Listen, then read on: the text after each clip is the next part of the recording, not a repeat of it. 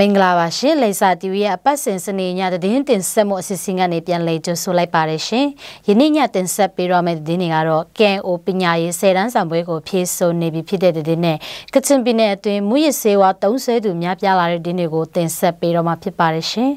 ကျွန်မအခုမှစင်ပါရှင်KNO ထိန်းချုပ်နေမြအတွင်းရှိအခြေခံပညာထက်တန်းကျောင်းတွေမှာယခုနှစ်2021-2022ပညာသင်နှစ်အတွက်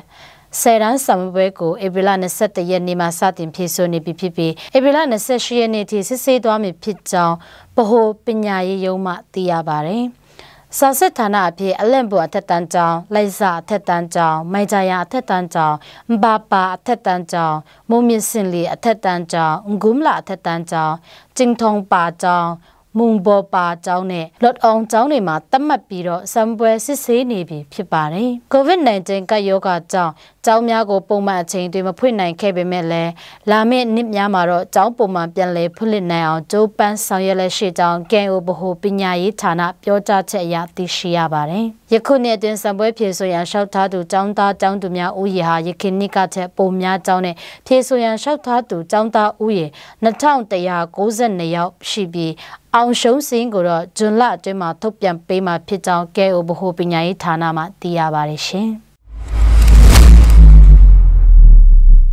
စစ်ကောင်စီတပ်အာဏာသိမ်းပြီးနောက်မှစပြီးကချင်ပြည်နယ်နေရာဒေသတိုင်းမှာမူရစ်ဆေးဝါးရောင်းဝယ်သုံးစွဲသူများလာပြီးကလေးတငယ်များထိပါသုံးစွဲတာတွေရှိတာကြောင့်ဒေသခံတွေကပြောပါတယ်။အဓိကအုပ်ချုပ်ရေးပိုင်းရှုပ်ထွေးနေတဲ့မြို့ကျေးရွာဘက်တွေမှာအသက်ငယ်တဲ့ကလေးတွေမူရစ်ဆေးဝါးသုံးစွဲမှုများလာတာဟာနိုင်ငံရေးအခြေအနေကြောင့်ကျောင်းမတက်ရတဲ့ကလေးတွေများလာပြီးလေလွတ်နေသူများလာတာကြောင့်ပိုဆိုးလာတဲ့အကြောင်းကိုမြစ်ဆုံဒေသခံတဦးကကုန်စည်နှုန်းတွေကထိုးတက်နေပြီးမူရစ်ဆေးဝါးကဈေးပေါ်ပေါ်နဲ့ရနေတာကြောင့်လည်းဖြစ်တယ်။တခုက10နှစ်ကျော်အရွယ်တွေလည်းကျောင်းမနေရဘူး။ကျောင်းထားဖို့ကလည်းစစ်ကောင်စီဖွင့်ထားတဲ့ကျောင်းဆိုတော့ဘယ်သူမှမထားရဘူးဆိုတော့ကလေးတွေကအသုံးစရိတ်အတွက်ပတ်စံလိုတော့အပြင်ထွက်ပတ်စံရှာပေါင်းတင်များပြီးမူရစ်ဆေးဝါးသုံးစွဲမှုများလာပြီးခိုးဆိုးလူရမှုတွေများလာတာလွန်ခဲ့တဲ့နှစ်တွေမှာကမူရစ်ဆေးဝါးကိုရောင်းဝယ်သုံးစွဲမှုရှိပေမဲ့ပုံရှိုးကွယ်ရှိုးရောင်းကြတာဖြစ်ပေမဲ့အခုအာဏာသိမ်းပြီးနောက်ပိုင်းမှာတော့ရောင်းတဲ့သူရောလွတ်လွတ်လပ်လပ်ရောင်းနေတာဆိုတော့အသက်ငယ်တဲ့ကလေးတွေအထိသုံးစွဲသူများလာပြီး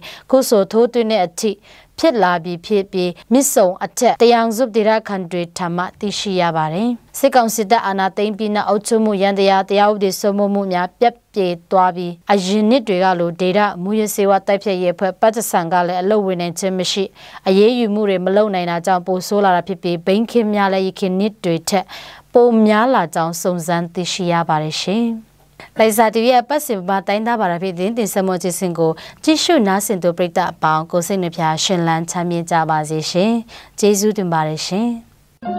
။